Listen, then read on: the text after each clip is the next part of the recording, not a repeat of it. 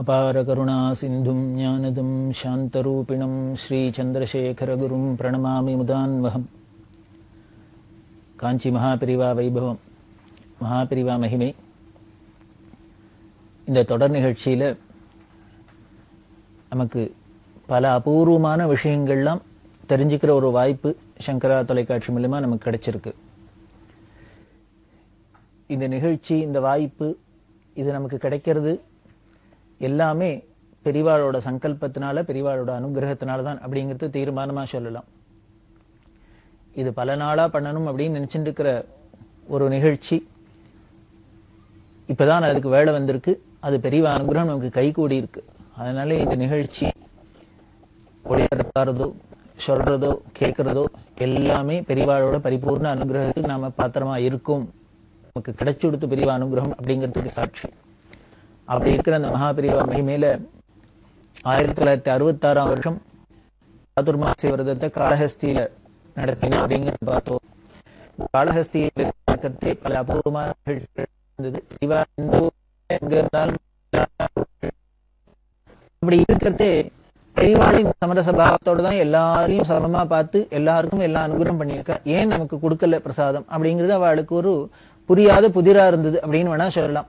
ஏன் என்ன அப்படின்னு இதை ஆராய்ச்சி அப்படிங்கறத விட ஏன் பெரியவா நமக்கு கொடுக்கல, என்ன காரணம், நம்மள்ட்ட ஏதான தோஷம் இருக்கா, இல்ல நம்ம ஏதாவது தப்பு பண்ணிருக்குமா, இல்லையா அப்பேற்பட்ட ஒரு வாழ்க்கையும் நம்ம வாழலையே, ஓரளவுக்கு நெறியோட தானே தர்ம வழியில தானே நம்ம வாழ்ந்து நிற்கும், ஏன் கொடுக்கல அப்படின்னு அவளுக்கு ஒரு மனசுக்குள்ள ஒரு நெருடல், உறுத்தல். சரி, இந்த இப்ப சமயம் பிரமேயம் கிடைக்கல, அடுத்த தரம் இன்னொரு தரம் போறதை வேணா நமக்கு கிடைக்குமோ, அந்த பிராப்தம் கிடைக்கட்டும் அப்படின்னு அவ இருந்தா. திருப்பி இன்னொரு தரம் தரிசனத்துக்கு போனா அப்பவும் பெரியவா பிரசாதம் கிடைக்கல. தீர்த்த பிரசாதம் எல்லாருக்கும் கொடுத்துட்டு இருக்கா. இவா வந்தோன்னு மட்டும் பெரியவா தீர்த்த பிரசாதம் இவாளுக்கு கொடுக்கல. முன்னால இருந்தவாளுக்கு கொடுக்குறா, அப்புறம் இவா அண்ணனை போனோன்னு அடுத்த வாளுக்கு கொடுக்குறா, இவாளுக்கு கொடுக்கல. இத மாதிரிலாம் 2-3 தரம் பார்த்தோன்னே இந்த சீனிவாசன் தம்பதிகளுக்கு மனசுக்குள்ள ஏதோ ஒரு தாபம் வந்துடுத்து. என்னமோ ஏதோ ரீசன் இருக்கு, காரணம் இருக்கு. பெரியவா பர்பஸா நமக்கு பிரசாதம் கொடுக்கறத அவாய்ட் பண்றா அப்படின்னு அவளுக்கு மனசுல ஸ்புரிக்க ஆரம்பிச்சுடுத்து, தெரிய ஆரம்பிச்சுடுத்து. ஆனா ஏன் என்னன்னு தெரியல. பெரியவாள ரொம்ப பேசுறதே பிரியமா தான் பேசிட்டு இருக்கா, எல்லாம் பிரியத்தை காமிக்கிறா. இப்படி அடுத்த வாழை வேற யாரான்னு இது மாதிரி பண்ணிருக்காளான்னு பார்த்தா அப்படியும் இல்லை, எல்லாத்தையும் ஒரே பிரியமா தான் இருக்கா. நமக்கு என்னமோ தெரியல அப்படின்ட்டு இந்த அம்மாட்ட வந்து சொன்னேன்.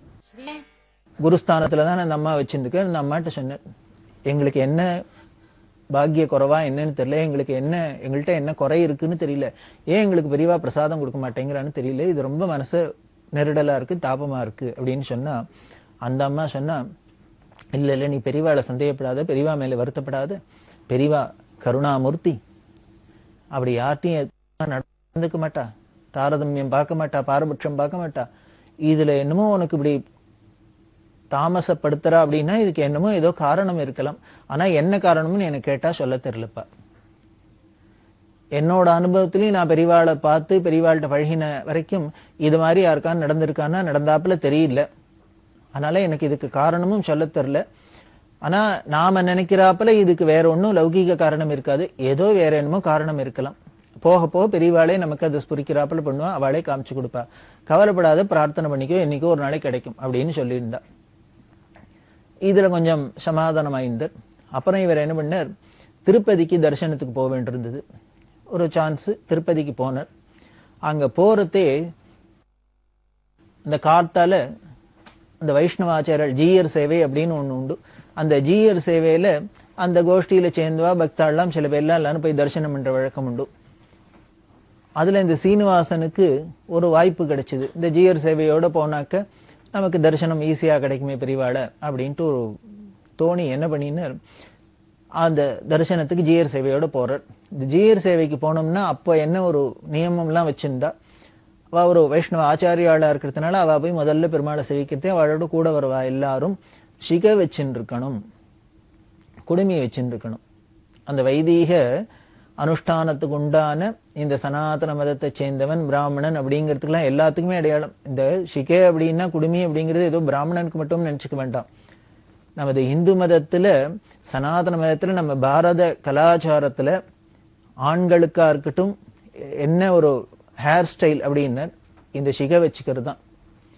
இன்னைக்கு கூட பார்க்கலாம் பல சினிமாக்கள்ல எல்லாம் கூட ஒரு கிராமத்தான் அப்படின்னா நாட்டுப்புறத்தான் அப்படின்னா உடனே கட்டு குடுமி காதுல கடுக்கன் இதோடெல்லாம் தான் காமிக்கிறா.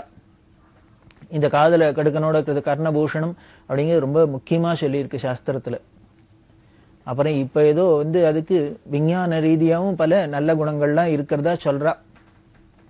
அப்படி காதுல பூஷணம் இருக்கிறது, சிகை இருக்கிறது, குடுமி இருக்கிறது, இதெல்லாம் இது எல்லாருக்குமே உள்ளது. எல்லா வர்ணத்தையும் எல்லா ஜாதியை சேர்ந்தவாளுக்கும் இது இருக்கணும்.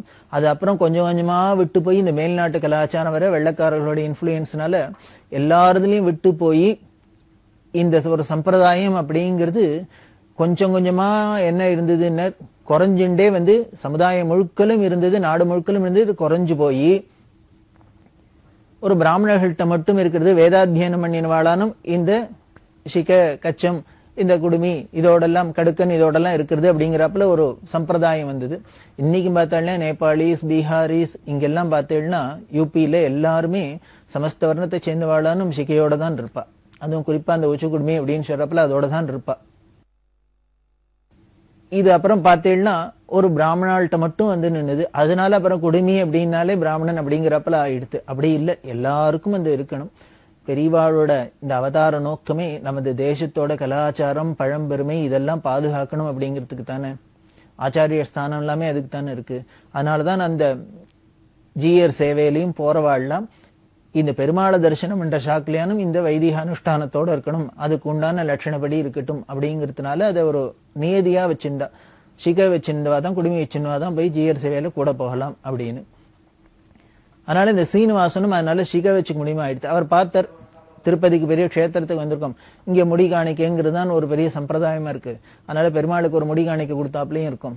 நம்மளும் ஒரு சிகையை வச்சுட்டு பெருமாளை போய் நல்லபடியா தரிசனம் பண்ணிட்டு வரலாமே அப்படிங்கறதுல சிகையை வச்சுட்டு நேர ஜீயர் சேவையோடு போய் பெருமாளை ஆனந்தமா சேவிச்சர். பிரசாதத்தோட திரும்பி வர, திரும்பி ஊருக்கு போகணும். அப்படி நெல்லிக்குப்பம் போகணும் அப்படிங்கிற சமயத்துல திருப்பதியிலேருந்து பெரியவா எங்க இருந்தா சாதுர்மாசியம் 66 வருஷம் காளஹஸ்தியில இருக்கா. இந்த காளஹஸ்தியில பெரியவா இருக்கான்னு இவாளுக்கு இப்ப பெரியவாளை தரிசனம் பண்ணி பழகி போயிடுத்தா. அதனால பெரியவாளை தரிசனம் பண்ணலாம், இவ்வளவு கிட்டக்கு வந்துட்டோம் திருப்பதிக்கு, அப்படியே பெரியவாளை காளஹஸ்தியில தரிசனம் பண்ணலாம் அப்படின்ட்டு காளஹஸ்திக்கு வந்தா. இவ வரத்தே அநேகமா ராத்திரி 8 மணி 9 மணிக்கு மேல இருக்கும். பெரியவா அங்க ஒரு பசுமடம் அப்படின்னு ஒண்ணு சொல்லுவா, அந்த இடத்துல தங்கி இருந்தா. அந்த உள்ளுக்குள்ள போறா, மடத்துக்குள்ள போறதே ஆஞ்சநேய சுவாமிகள் அப்படின்னு பெரியவாழ்ட்டி அவர் சொல்ற. இவ அடிக்கடி பழகிறதுனால இவ பேர்லாம் தெரியும். சீனிவாச சீக்கிரம் போ, பெரியவா இத்தனை நேரம் பேசியிருந்தா இப்பதான் உள்ள போக போறா, விசிராந்திக்கு போயிடுவா, நீ போய் உடனே தரிசனம் பண்ணிக்கோ அப்படின்னு. சரி இவா 2 பேரும் போனா அதுக்குள்ள பெரியவா தன்னோட அந்த விசிராந்திக்கா உள்ள போறா. உள்ள போன பெரியவா இவ வந்திருக்கா அப்படின்னு சொன்னோன்னு பார்த்தா. இவா 2 பேரும் நமஸ்காரம் பண்ண சேவிச்சுண்டா. ஏற இறங்க பார்த்தா இந்த சீனிவாசன பெரியவா பார்த்துட்டு உடனே தான் உள்ள போனா.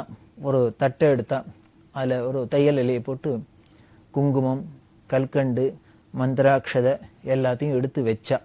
வச்சுட்டு என்ன பண்ணினா, 2 பேருமா எடுத்துங்கோ அப்படின்னு பிரசாதத்தை அப்படி தட்டை நீட்டினா. இந்த சீனிவாசனுக்கு இந்த ஆண்டாள் தம்பதிக்கு அப்படியே மனசு ரொம்ப சந்தோஷப்பட்டது. பத்தியா நம்ம திருப்பதி போய் தரிசனம் பண்ணிட்டு பெருமாளை தரிசனம் பண்ணது கைமேல பலன்.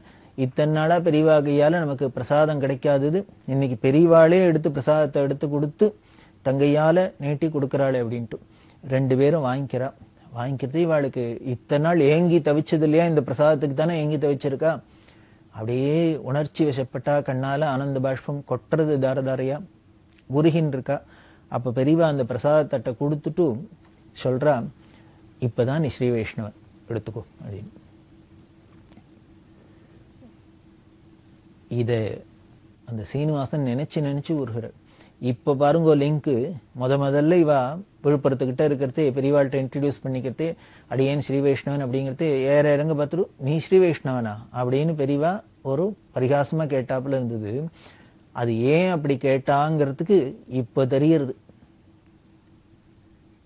அப்படின்னா என்ன, ஸ்ரீ வைஷ்ணவன் நான் அவன் இவன் சொல்லிண்டாக்க நம்மளோட குலப்பெருமையை சொல்லிண்டதுனால பேர் போட்டுண்டதுனால சரியா போச்சா? அதுக்கு உண்டான அனுஷ்டானப்படி ஆச்சாரப்படி இருந்தா தானே நமக்கு அந்த யோகித பூர்ணமா இருக்கு. இதை உணர்த்துறதுக்காக தான் பெரியவா அப்படி நாடகம் ஆடினா போல இருக்கு. இந்த பிரசாதம் கொடுக்காத பெரியவா கடத்தினத்துக்கு காரணம் இப்ப புரிஞ்சுது. இப்ப சிகவ சின்னத்துக்கு அப்புறம் இப்பதான் நீ ஸ்ரீ வைஷ்ணவன் அப்படின்னு சொல்லிட்டு இந்த பிரசாதத்தை கொடுத்தா அப்படின்னா பெரியவாளுக்கு எதுல சந்தோஷப்படுறா அப்படின்னு நம்மளோட ஸ்வதர்மத்துல நமக்கு உண்டான சாஸ்திர வாழ்வு இருக்கோ அதுபடி நாம நடந்துட்டு இருந்தோம்னாலே பெரியவாளை திருப்திப்படுத்த பெரியவாளோட பிரசாதம் நமக்கு கிடைக்கிறதுக்கு வேற ஒண்ணுமே நாம ஒன்றும் பெருசா தபஸ் பண்ண வேண்டாம், பூஜை பண்ண வேண்டாம், ஒண்ணும் பண்ண வேண்டாம்.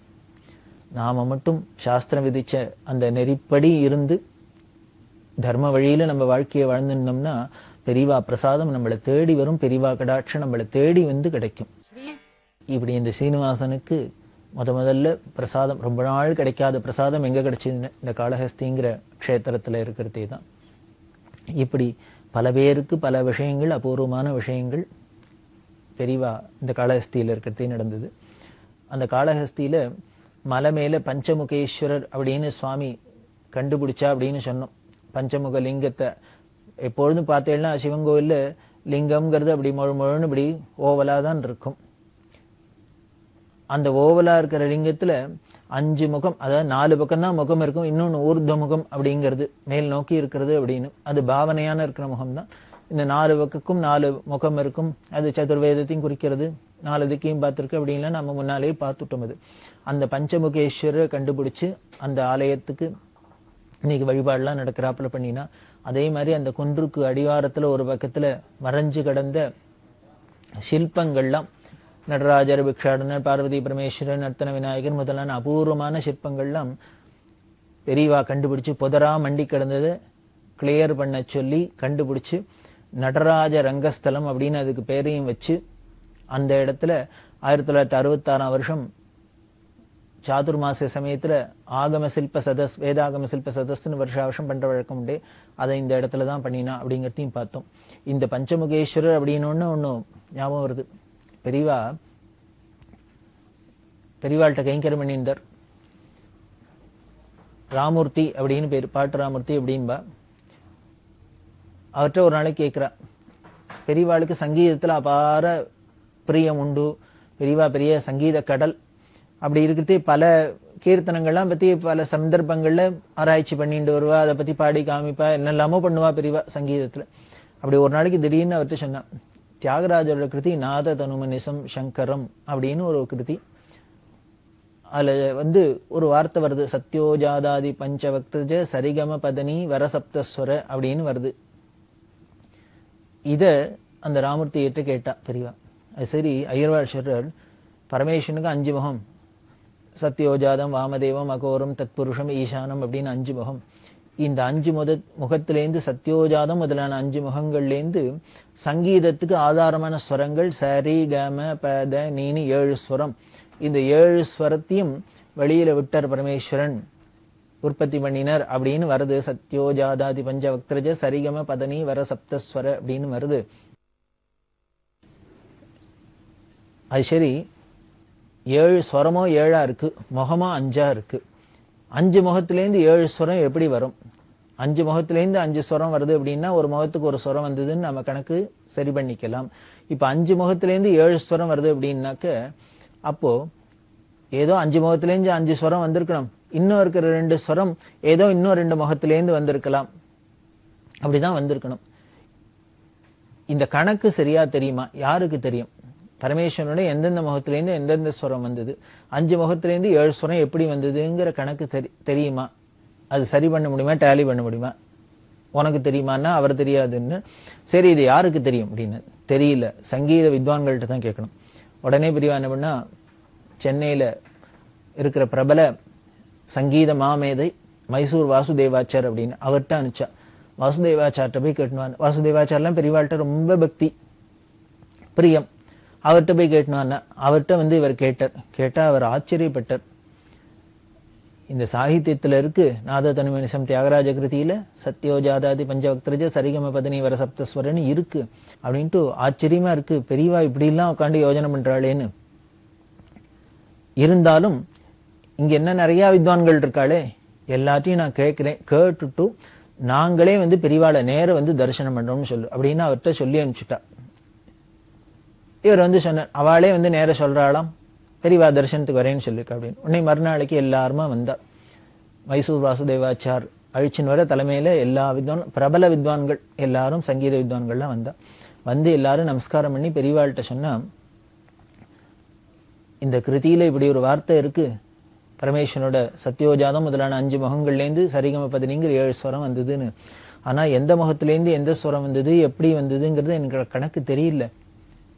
பெரியவா இதப்படி இந்த சந்தேகத்தை கேட்டதுக்கு அப்புறம் தான் இந்த சாகித்யத்துல இதோட அர்த்தத்தை பார்த்து இதுக்கு இப்படி யோஜனை பண்ணணும், எங்கேருந்து எந்த முகத்திலேருந்து எந்த ஸ்வரம் வந்து தெரிஞ்சுக்கணும்னு நமக்கு தெரியறது, யோஜனை பண்றது. இத்தனை நாள் அதை நாங்க ஒன்றும் கவனிக்கல, எங்களுக்கும் தெரியல.